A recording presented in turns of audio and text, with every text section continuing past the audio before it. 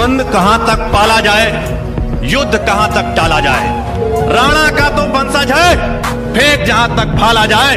दोनों तरफ लिखा हो भारत, सिक्का वहीं उछाला जाए। दोस्तों, इस बंदे की कहानी शुरू होती है पानीपत के एक छोटे से गांव खादरा से।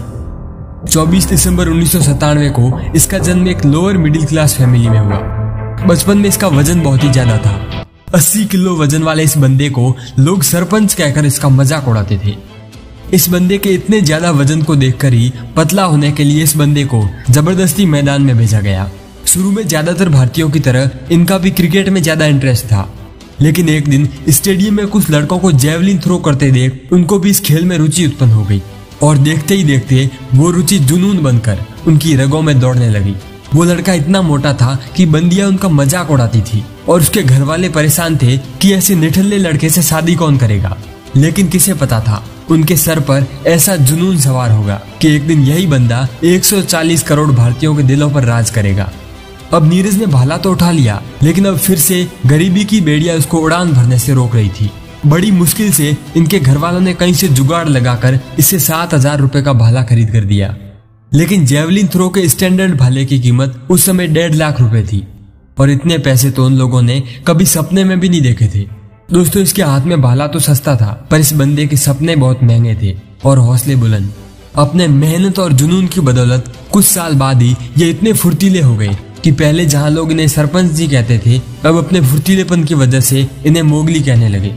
दोस्तों, ठीक 2 साल पहले ही इनके कंधे की सर्जरी हुई थी और इनको 6 महीने गेम से दूर रहना पड़ा। और जिस कलाई से ये थ्रो करते हैं, 2012 में वो कलाई भी टूट गई थी और मोटापे की वजह से इनका दिल भी टूटा।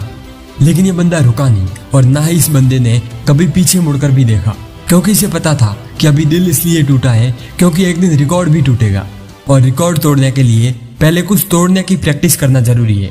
और क्या फर्क पड़ता है अगर ये शुरुआत दिल टूटने से हुई हो। और आज वो ओलंपिक के व्यक्तिगत स्पर्धा में गोल्ड जीतने वाले दूसरे भारतीय और एथलेटिक्स में गोल्ड जीतने वाले the one and only Neeraj Chopra बन चुके हैं। दोस्तों, नीरज के गले में सोने का तमगा और चेहरे पर मुस्कान तो सबने देखी। ये सबने देखा कि कैसे 23 साल का एक बंदा दौड़ता हुआ आता है, भाला फेंकता है और इतिहास रच देता है। ये तो सबने देखा कि भाला फेंकने के बाद वो बंदा जोश में चिल्लाता है।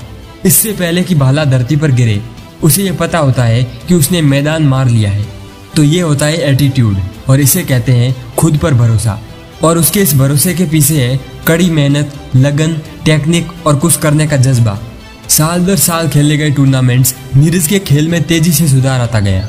वो लगातार ऊंचाई की ओर बढ़ते गए। 2016 में जूनियर चैंपियनशिप जीतने के साथ ही लोगों को लगने लगा था कि ये लड़का कुछ बड़ा करेगा और नीरज ने पानीपत की गलियों से पोडियम तक का सफर तय किया।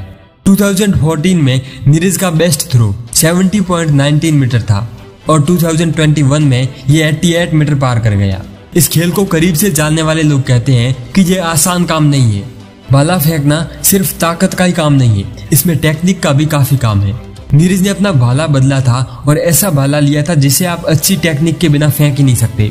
यानी वो खुद भी जानते थे कि सिर्फ ताकत से ही काम नहीं होगा, टेक्निक भी लगानी होगी। और फिर इसका जो मेल हुआ, उसने उसके गले में सोने का मेडल पहना दिया। दोस्तों, महान धावक मिल्खा सिंह 1960 रोम ओलंपिक में सेकंड के 100वें हिस्से से मेडल से चूक गए थे। उनका ये सपना था कि उनके जीते जी कोई भारतीय ट्रैक एंड फील्ड में ओलंपिक मेडल जीते। लेकिन हाल ही में मिल्खा सिंह जी का कोरोना के चलते निधन हो गया। नीरज ने कहा कि मिल्खा सिंह स्टेडियम में राष्ट्रगान सुनना चाहते थे। अब वो हमारे बीच तो नहीं है, लेकिन उनका सपना पूरा हो गया है।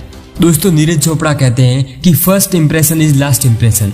यानी पहला थ्रो अगर हम अच्छा कर लें तो खुद पर भी कॉन्फिडेंस आ जाता है और दूसरे एथलीट पर दबाव बन जाता है, एक प्रेशर क्रिएट होता है।